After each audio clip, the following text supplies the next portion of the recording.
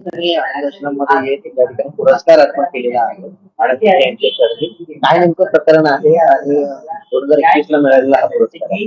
काय झालं, हा 2024 ला मिळालेला पुरस्कार आहे आणि तो मुख्यमंत्री आपले उपमुख्यमंत्री शिंदे साहेब वगैरे यांच्या हस्ते हा मिळालेला आहे आणि खूप आनंदाने मी घेतला. खूप लोकर घर हे घेतलं ते मला खूप आनंद झाला की आपल्या लोकांच्या हस्ते मिळालेला आहे. पण त्यावेळेस मी इथं नव्हते, मी परदेशी राहत होते. हा मिळाल्यानंतर आता हे जे प्रकार चाललेले तर मला असं वाटलं की जो आनंद आहे माझा तो हिरावून घेतलाय.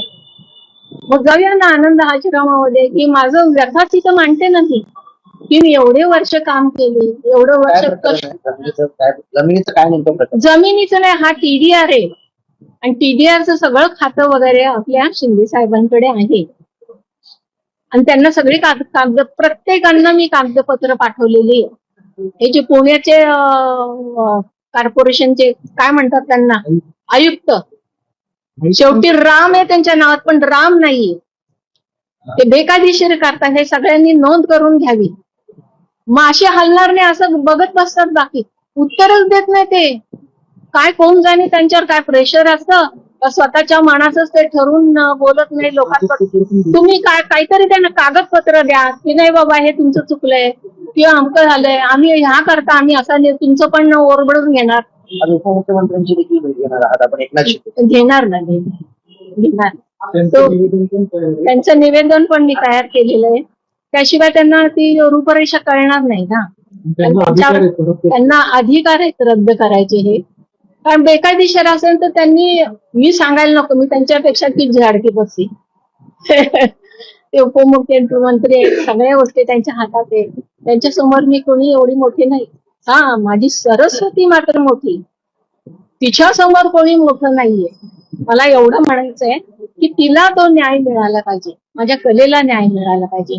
माझ्या मुलाच्याच नावे जास्त आहे, त्याच्या कुटुंबियांना, त्यांच्याकरता तर मी एवढं कष्ट केले ना, केली त्यांच्याकरताच केली. साहेब उषाताई बोलतात. सर जय महाराष्ट्र. आभारी आहे सर मी आपली. खूप इथे आपले लोक जे कार्य करत आहेत किंवा काय देसाई सर आहेत हे सगळे खूप स्वभावाने चांगले आहेत. माझं तात्पुरतं कमायला पण टेन्शन बाजूला गेलंय आणि अशी तुम्ही हाजी नाही आपणच बोलत, तुमचाच आवाज ऐकण्यासाठी आले आम्ही. हाजी हाजी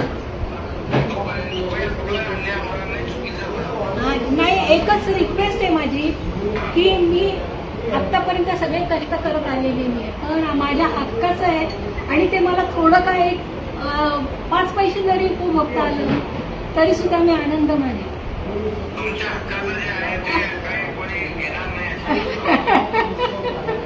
तुमच्यामुळे ते लवकर होईल अशा अपेक्षा. हा जी, खूप आभारी आहे. हा जी हा जी हा जी हा जी. आणि देसाई सर सुद्धा अभिनेते आहेत, त्यामुळे मला काही टेन्शन नाही आहे, कारण ह्या गोष्टी नाजूकच्या व्यथा असतात हे त्यांना जास्त माहिती आहे. आणि तुमचा सुद्धा स्वभाव मला काही का असेल ना, मी पिक्चर बघते ना आणि तुमची कामं पण बघते, मी कशी विसरून चालेल मला सांगा बरं.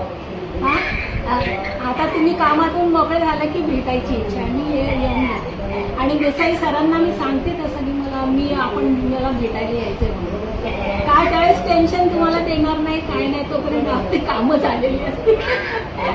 हाजी आपण जर बघितलं 80-90च्या दशकामध्ये ते सेलिब्रिटी आहेत ते आज सर्व पुरस्कार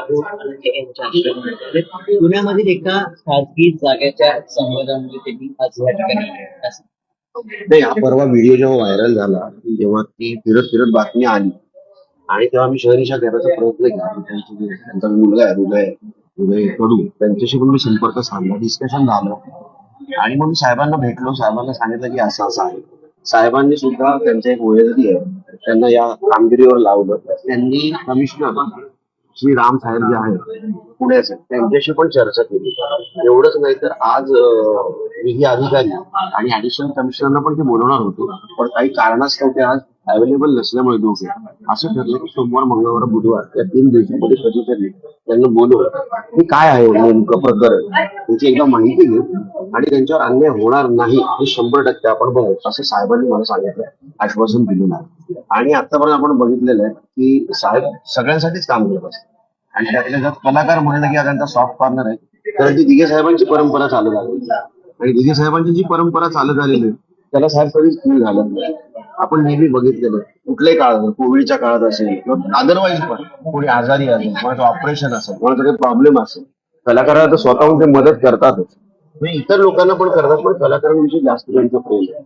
आणि उषा ते आपण बघतो की 80-90च्या दशकामध्ये त्यांनी एक काळ गाजवलेला दादांबरोबर. त्यांच्यावर तर अजिबात अन्याय होणार नाही.